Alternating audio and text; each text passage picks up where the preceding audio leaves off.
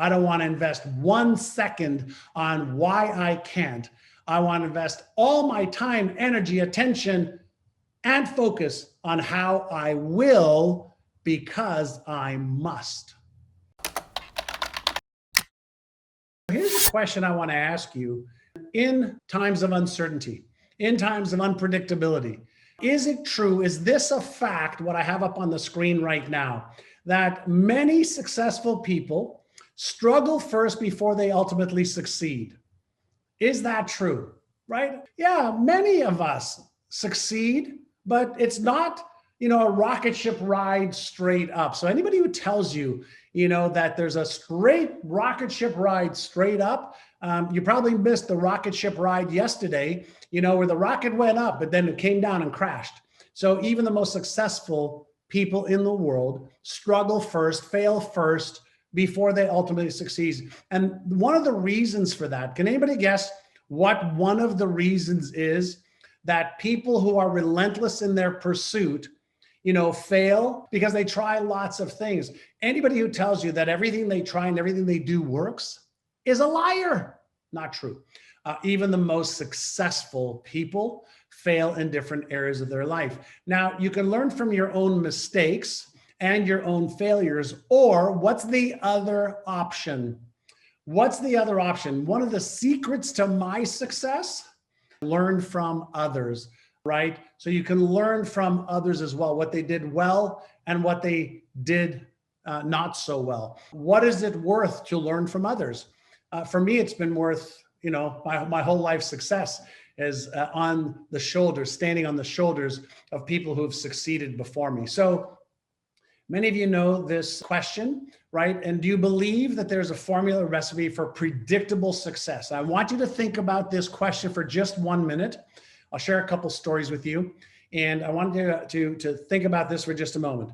There's 108 billion humans have walked on the face of the earth, and we've been doing science, biology, chemistry, science, research for 500 or so years, right? Proper science. If somebody wants to lose weight and keep it off, for example, is the how-to available either in a book, on YouTube, through a coach, a mentor, or somebody? Is the how-to available? So Lisa says no. Everybody else says, if you want to start a business and learning how to sell and market and manage and do finance and do legal and do IT, is the how-to available? If you're serious, right? If you want to be in a loving, caring, kind relationship that's mutually respectful, is there a how-to? Are there things you should do and things you shouldn't do, right?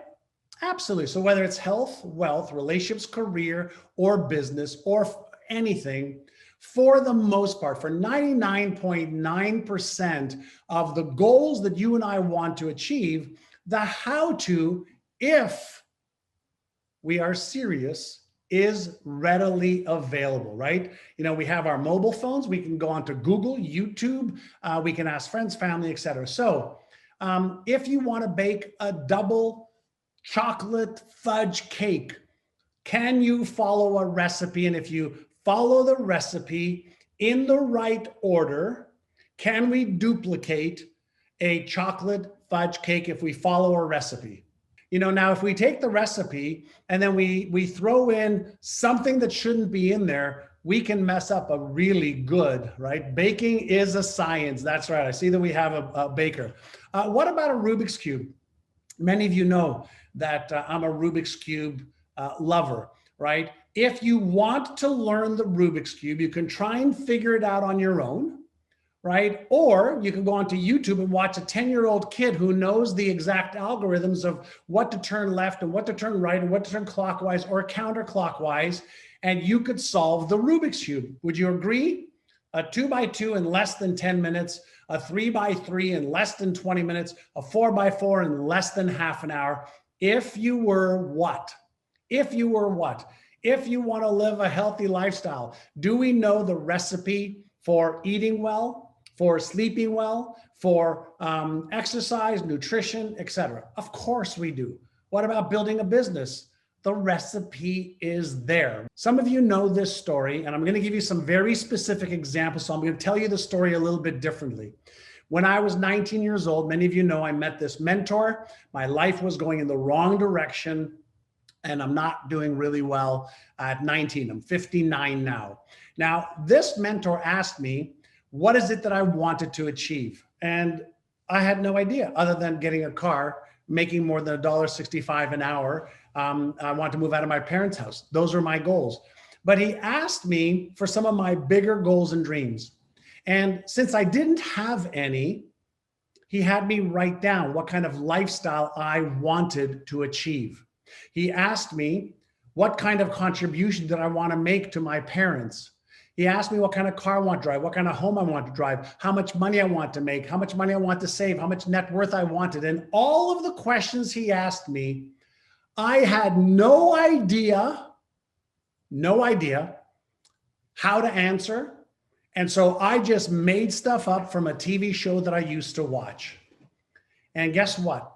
He made me write it down. Now, I didn't know it then, but I know it today, that the very act of getting clear on what you want, creating a powerful, clear vision of what you want, and having specific goals, timelines, goals of when you're going to achieve timelines is one of the most critical things you can do if you want to use your brain better. Why? Let me explain this, okay? When you set your goals, there's a part of your brain called the left prefrontal cortex, the Einstein part of your brain.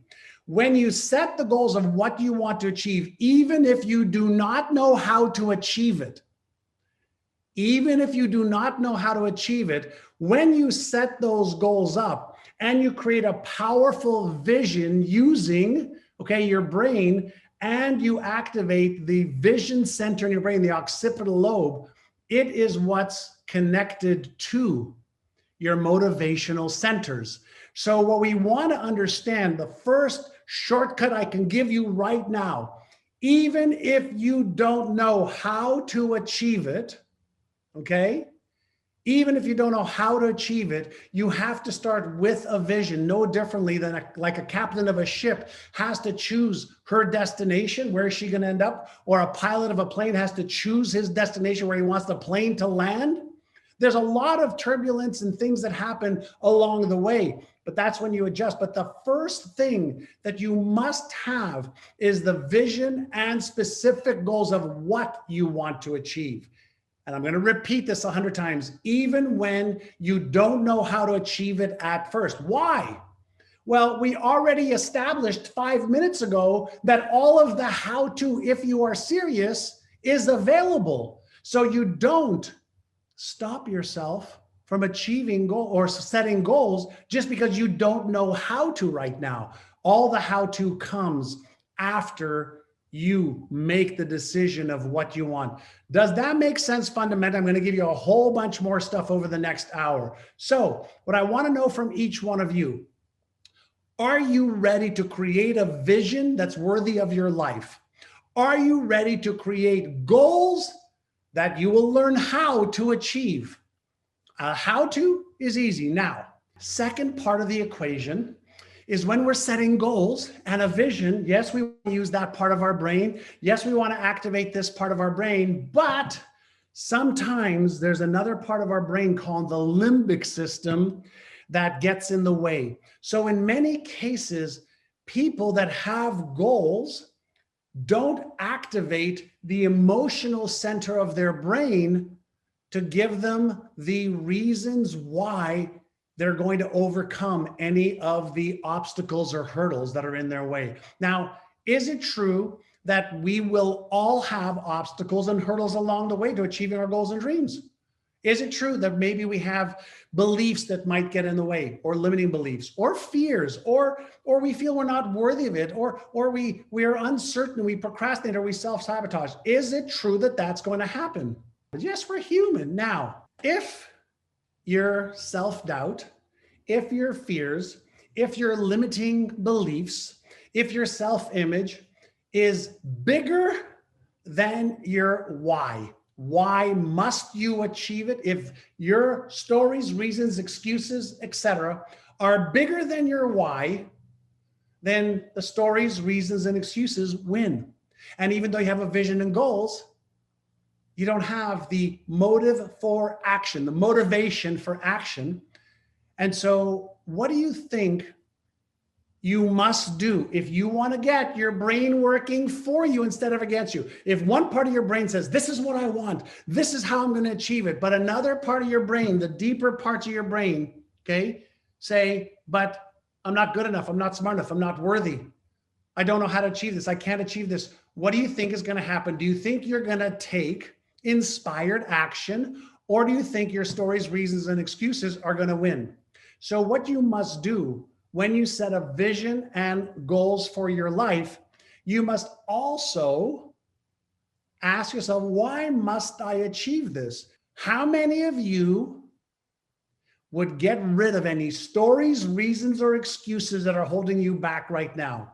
Would you upgrade your knowledge and upgrade your skills so that you become the woman, you become the man capable of achieving that goal no matter what? Will you allow your limiting beliefs to hold you back? Will you allow your fears of failure or fears of being embarrassed or ashamed or ridiculed or disappointed hold you back? Or will you take inspired action no matter what? Honestly, with integrity and professionally. Of course you would. So if the why is big enough, what you have to do and what you have to change and what you have to learn becomes easier. I didn't say easy, I said easier. Do you see why you have to have a reason why you must achieve it? In the absence of an emotional or 2 or 3 reasons, people, God, disappointing yourself, in the absence of not having a big enough why, you're going to activate that Frankenstein brain that's going to hold you back all of next year. And another year is going to go by where you have this vision, you have these goals, you have these wants, you have these desires, but you don't have the motive for action through any of the obstacles. Many of you have seen my former home in the movie The Secret. How many of you saw the movie The Secret, where I had a vision board of the home that I wanted, the car that I wanted, the lifestyle that I wanted? Well, this was the home on the vision board.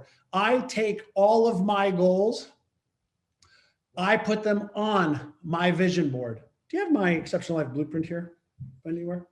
I put them on my vision board. I look at them every single day. I create plans for them. And by taking what my first mentor taught me back in 1980 of creating my vision and my goals and my big why, I'll show you a couple more shortcuts in a moment, and looking at them daily and making progress daily, I was able to achieve, my dream home, dream lifestyle with my wife, written some books, built some companies. And I don't share this with you to impress you, but I want to share with you, I left high school at grade 11. I wasn't supposed to succeed. I didn't have the IQ at that time, but by setting some goals and then following through, because I had the motive for action, I was able to achieve a few awesome goals in my life. And that's why I love to share it with you. There is a process, a recipe that you can follow. So that was number 1. Now, Mr. Brown asked me this question back in 1980, and many of you that are in my programs now, or have heard me speak or on a podcast, heard me say that he asked me this one question, and the answer to that question changed my life. So the question he asked me after I wrote down my goals was, are you interested in achieving your life's goals and dreams, or are you committed to achieving them? And when I asked him what the difference was, he said, if you're interested, you'll do what's easy and convenient. But if you're committed, you're going to do whatever it takes. So I'm going to ask you, you gave me one goal that I looked at: double your income, triple your income, buy a house in Spain, make $1 million, start your business, become a coach, write a book. Are you interested? Are you committed? Interested people do not achieve their goals. Interested people have hope and prayer, as their core strategy. Committed people achieve their goals. And especially, listen, if you have small goals, okay, you'll achieve them.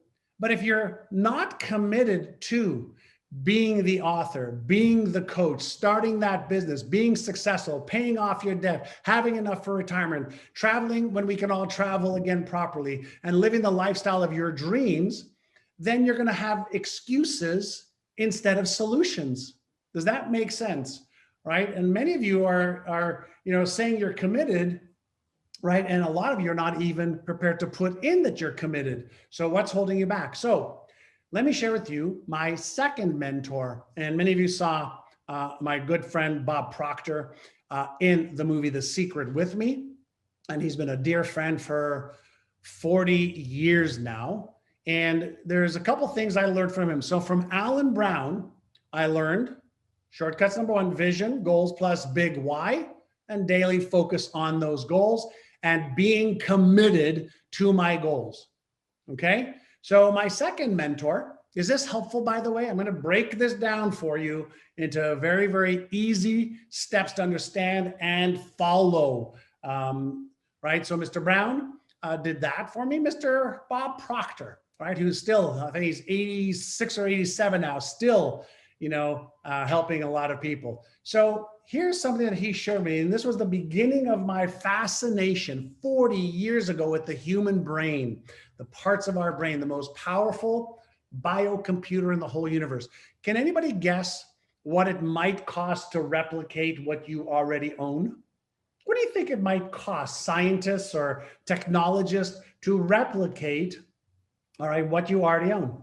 We've invested already over hundreds of billions of dollars, and we're just starting to understand what this does. We've already invested hundreds of billions of dollars trying to build computers that work better than our brains. Now we have some computers that can work faster, but not the parallel processing that this organism does.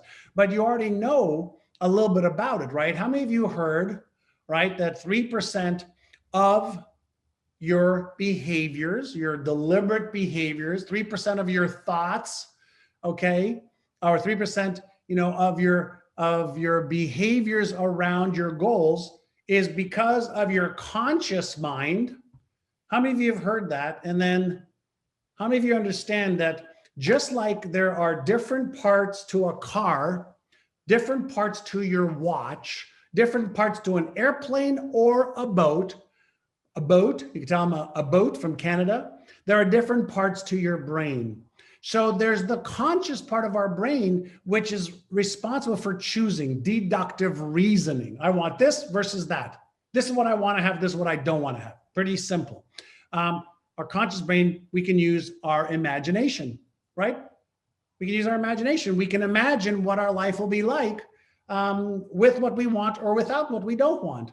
And then we can have the desire and the why that we can just sit and think about, right? So we can use our conscious mind to choose to imagine and to come up with reasons why we want to or don't want to. Does that make sense so far? I'm simplifying this as easy as possible for you. So then we have this other part of our brain that's called the subconscious, or otherwise known as your automatic self. So think about this. Were you born with any beliefs? Were you born with any habits? Were you born with any perspectives or born with any paradigms? And the answer is no, no, no, no, which means we developed beliefs. We developed a self-image. We developed fears to certain things. We developed habits that drive our behavior day in and day out. Does that make sense so far? So 97% of your life and my life, okay, is us just operating the natural conditioned patterns that we have gained since birth, right? And so by the time we're in our 20s, right, by the time we're in our 20s, mostly by the time we're 12 years old, by the time we're in our 20s, our beliefs, perspectives, and habits are already ingrained in our subconscious mind. And so if 97% of what we're doing is ingrained in our subconscious mind, is it possible that you are achieving the health, wealth, relationships, career, business, finances, goals that you are conditioned to achieve versus what you're capable of achieving. Is that possible? Is it possible? Listen, 40 years ago, I started to learn the difference between the two, and I've become somewhat of an expert in understanding the brain and behavior and perspective and habits and beliefs. And so wouldn't it make sense? All right, think about this. Let's say you have a mobile phone and you have old software. What would be a logical thing to do? Let's say you have a computer and there's old software. It's upgrade. So if your subconscious mind, your conscious mind is what chooses, but your subconscious mind is what's conditioned. So if your subconscious conditioning, okay, doesn't line up with your conscious desires, right? Conscious desires don't line up with your subconscious conditioning and your software, doesn't make sense that we have to upgrade the software, right? So I started this process 40 years ago. And what happens from a neuroscience perspective is when your conscious goals don't match with your subconscious conditioning, neural dissonance or chaos happens in our brain. And this is what causes us to procrastinate, to self-sabotage. This is what causes the Einstein part of the brain, the left prefrontal cortex, to lose the blood flow. And the blood flow goes to the Frankenstein part of your brain, all right? The part of your brain that wants to keep you stuck in your current comfort zones. And we can actually see blood flow changing from different parts of our brain that affect motivation, affect behavior. So what we want to do is this, understand, let's say you want to achieve $150,000, but you feel you're only worthy or you're conditioned to earn 75,000. Or if you want to earn 75,000, but you're conditioned to earn 20,000. When there is that disconnect, you have neural dissonance. Does that make sense so far? If you want to become a millionaire, but you have some software program that you're not smart enough, then guess what you do? You sabotage your success. If you want to travel and stay in 5-star hotels and travel business class or first class, but you can't afford it, there's a disconnect. If you want to have your dream home and dream life, you want to become a coach, you want to write a book, but you feel you don't deserve it, you're not smart enough, not good enough. If there is a mismatch between our conscious goals and desires, all right, and our subconscious programming, we will sabotage our success. So fundamentally, does this make sense to you?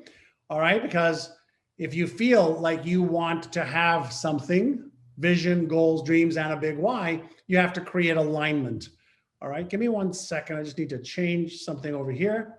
So there are only 4 things that can get in your way. And I'm not going to spend a lot of time on this, but I'm going to share with you what can get in your way. So number 1, if your vision and your goals are not aligned with your self-image, self-esteem, or self-worth, what do you think is going to happen? Do you think you're going to take inspired action in spite of not feeling worthy enough? Do you think you're going to take inspired action if you don't believe you are worthy of achieving the goal? Of course not. Now, what about limiting beliefs?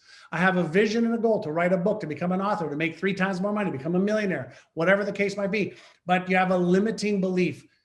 Do any of you have a limiting belief? I'm going to give you one technique right now to help you eliminate limiting beliefs. Give me a limiting belief in the chat right now. Give me one limiting belief. I will give you a technique that'll help open up your brain instead of close your brain up. So I'm not good enough, or I'm too old, I'm not reliable, I'm not smart enough, there's way too much competition, not strong enough. Okay, pay close attention. When we have a limiting belief, what are we really saying? We're saying, okay, if we want to go to a higher level of understanding, is that somehow this pattern in my brain got wired, right? Connections, the software became connected, then reinforced, and now it is causing me to think, believe, perceive, and behave in ways that match this limiting belief. Does that make sense so far? Since we weren't born with any beliefs and we develop beliefs, Some beliefs are constructive and positive. Some are negative and destructive. So what if you said to yourself, here's the technique. I want you to write down your limiting belief, and then I want you to write down something right after that. I want you to write down in past tense. I used to believe that I'm not smart enough, I'm not good enough, I'm not skilled enough, I'm not reliable, I'm not worthy. And now I'm learning that I am good enough, am smart enough, am worthy enough, am capable to achieve my goal of blank. So we write out the limiting belief, we create a counter belief, and we tell our own brain, I used to believe that. And now, and we write out the positive and connect it to our belief. Now, if a belief is nothing more than a pattern that we learned and reinforced, what if we took a belief that we wanted, and what if we impressed it into our subconscious mind and we deliberately changed our own subconscious conditioning? Do you think that might help you achieve your goals and dreams? Now, what if we have disempowering emotions like fear of failure, fear of success, fear of being embarrassed, ashamed, ridiculed, or judged? If we have a vision and a goal, but we have a fear, which part of our brain's working if we have fears? Frankenstein brain's active, trying to protect you, right? So can you use the in the past I used to, and now I am learning how to, now I'm taking action, now I'm becoming everything I need to become to achieve my goals and dream? Can you use that little technique for fears or limiting belief or self-image challenge? That's just one of many, many techniques. And then obviously, if you don't have the knowledge or the skills, that is actually going to create fear and uncertainty. And in our brains, when we feel fear or uncertain, that's called stress in our brain. When we have stress in our brain, we don't want to take inspired action. Does this make sense fundamentally? All right. Because when you want to achieve your goals and dreams, then you want to align your conscious and subconscious together so that you have your beliefs, emotions, self-esteem, habits, and your paradigms aligned. And what that is called is coherence, right? We have self-image, self-worth, self-esteem. We have emotions, fear, uncertainty, knowledge, and skills. And if anybody wants to take a picture of this right now, please take a picture of it and do me a favor and post it on social media. So I'm doing a wonderful training right now with John Assaraf, and take your cameras out and take a picture of any one of these slides. I'm totally cool with it. And just do a hashtag inner size exercise for your physical body, inner size for your brain, based on my new best-selling book, Inner Size, the new science to unlock your brain's hidden power. Does that make sense so far? Okay. So we want to create alignment. And so let me ask you a question. All right. We've talked about all the lessons I learned from my second mentor. So how do you think you can create neural or brain alignment between conscious and subconscious? What do you think you can do in order to create coherence, alignment, harmony? What about visualization? Can you see yourself with a self-esteem worthy of goals? Can you see yourself letting go of limiting beliefs? Can you visualize using the occipital lobe, okay, activating it? Martha says, act as if, right? Behave your way into a new neural pattern. Speaking it out through movement, visual arts, visualizations. Yes, absolutely. Think about this for just a moment. If you did not have any beliefs, perspectives, paradigms, habits, or any fears when you were born, other than the fear or reaction to loud noises, then your brain became conditioned to believe certain things about yourself and about what's possible or not, or to fear certain things. You learned those things. Well, we can unlearn the things that disempower us, and we can deliberately and consciously evolve ourselves. And I'm going to come back to, what did we say earlier? We first started the session today. We said that the how-to exists. The question is, are you committed to, right? If the how-to exists, then you're committed.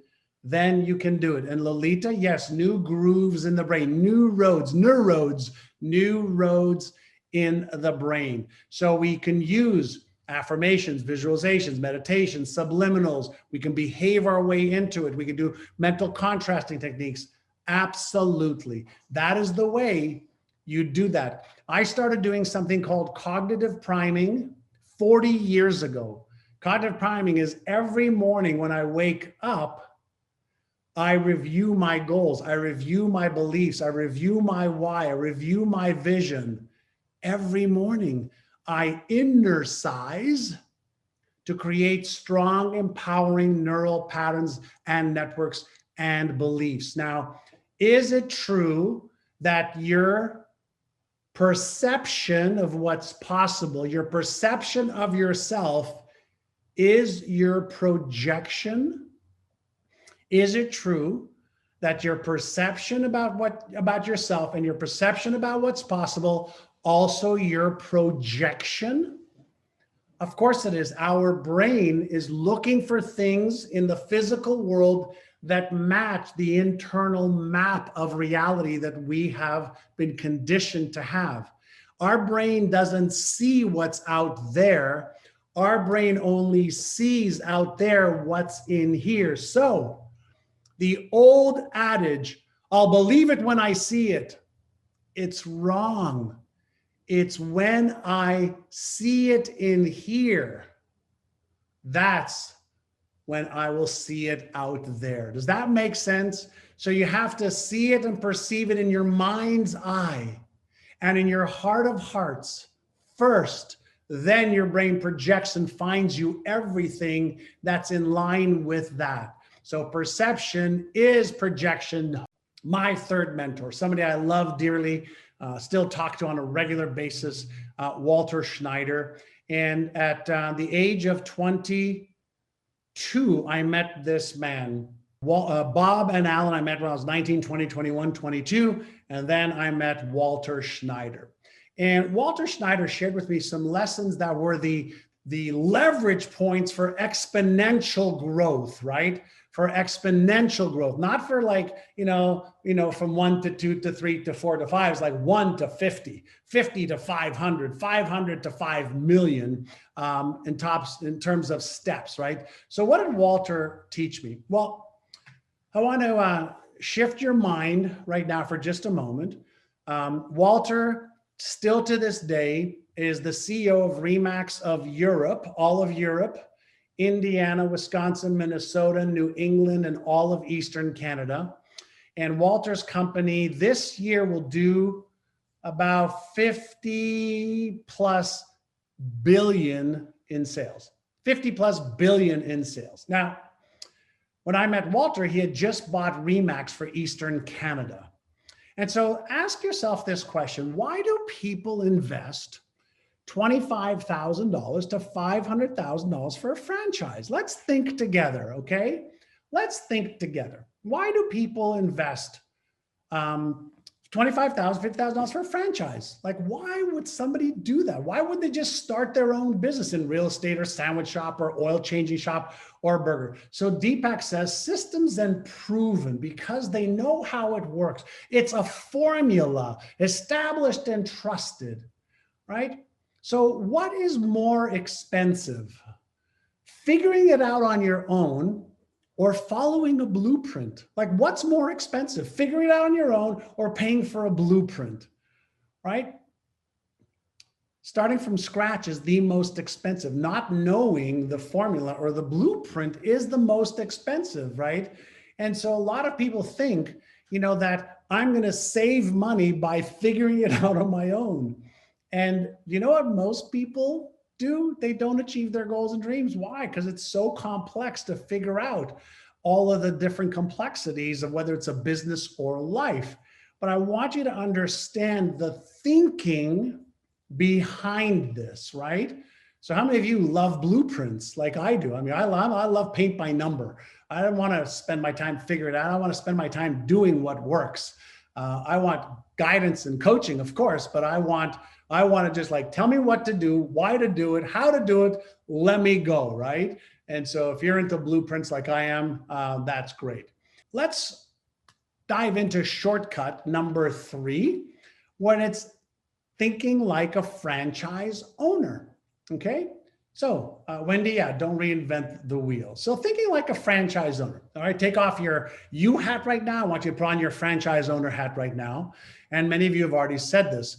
A franchise owner pays 25 or 50 or 100,000 or 500,000 dollars to follow a process that works, that's taken in many cases years and millions of dollars in many cases, or hundreds of thousands of dollars, to figure out what doesn't work so that you can figure out what does work, right? So we established earlier that highly successful people fail, but then they succeed because they've learned from their mistakes or the mistakes of others. So wouldn't it be logical and smart of you to follow a process and blueprint that works? You want to lose weight? We know how to lose weight. You want to lose fat? It's a whole different story. You want to have a better relationship? We know how to do that. Build a business? We know how to do that. Write a book? We know how to do that. Become a coach? We know how to do that. Grow the business? We know how to do that. So follow a system that works. Do you all agree it's better to follow a system that works? I think many of you said yes. What about a franchise structured coaching and ongoing training that they have? Every single franchise, and many of you know, I owned Remax of Indiana. I had 85 offices, 1,200 salespeople, $4.5 billion a year in sales is what we used to do before I sold it. And every single week we had training to upgrade knowledge, to upgrade skills, to support our franchisees that would pay us between $15,000 and $100,000 for a franchise, okay, in Indiana. So they had ongoing training and support. So not only could they learn from me and the experts that I brought to them, but they could learn from each other. So there was group learning that happened. And so if we figured out something that worked over here, we would share it with everybody so that we would lift each other up as we climb. Does that make sense? Do you like that saying, lift each other up as you climb, right? So that is what we did. And then, as I mentioned before, the support needed to overcome obstacles. Every one of us on our path to life success is going to have obstacles. There's just no way around it. Anybody who tells you it's a straight rocket ship ride up to the top is lying to you. It just doesn't happen that way. However, when many people are figuring out challenges together and helping each other lift each other up as they climb, then the path and the process becomes easier because you're not wasting your time figuring it out on your own. So the collective mind and brain that we have, you know, working with others helps, right? And then imagine that, you know, 5 people all got together and they said, we're committed to each other to helping us achieve our health goals, financial goals, life goals, business goals, whatever it is, right? Are we better as a pack or individually? If 5 people or 50 people or 500 people, all right, we're all working as a team to help each other, we're stronger in packs. You know, we're stronger in packs. A lot of times the people that want to be, you know, alone, a lot of times it's out of fear, right? And so packs really, really helps. And so the 3 shortcuts for you is, first and foremost, create your vision, goals, and your big why. So you activate the motivational centers in your brain, the limbic emotional centers in your brain, and the visual cortex and motor cortex part of your brain, right? Can all of you do this? Your vision, your goals, and your big why. Can you get it done? Done. How many of you can get this done? Clarity is critical, critical. Even if you don't know how, even if you don't know what to do, even if you don't have the knowledge or skills yet, when we are committed, what do we do? When we are committed, what do we do when we are committed? When we are committed to a goal, we act. Do we find a way? Yes, we take action. What do we do about fears or uncertainties? What do we do about that? When we are committed, what do we do about our fears? When we are committed, what do we do about our limiting beliefs? When we are committed, what do we do about uncertainty? What do we do when we have obstacles? What do? If we're committed, we do whatever it takes, right? We figure out a way. Listen, I want to share something. This is a little secret. You can have excuses and stories and reasons why you can't, and you can have success, but you just can't have them at the same time. So which do you want? Do you want your stories, your reasons, or your excuses and your limiting beliefs to drive you, or do you want success to pull you and lead you towards it? Which one do you want? We all have stories, reasons, excuses. I can give you a ton of them why I can't, but I won't even go there. I don't want to invest 1 second on why I can't. I want to invest all my time, energy, attention, and focus on how I will because I must. I want to focus all my energy and attention on how I will because I must. Now, how many of you feel like you must achieve your goals and dreams before you die? How many of you are prepared to have a little bit of discipline so you don't have a lot of regret? Right? A little bit of discipline to avoid a lot of regret. Of course, then you must be committed. Then what you want to do is create the subconscious alignment. And wouldn't it be worth it to invest 10 or 15 minutes a day? 10 or 15 minutes a day to create subconscious alignment? Right? Of course it's worth it. Right? And then follow a proven blueprint for success. Right? So those are 3 shortcuts, for unstoppable success. Don't figure it out on your own. Follow a proven blueprint. Hey, this is John, and if you liked that video, watch the next video because it is packed with things that you can do right now to achieve success way faster than ever before.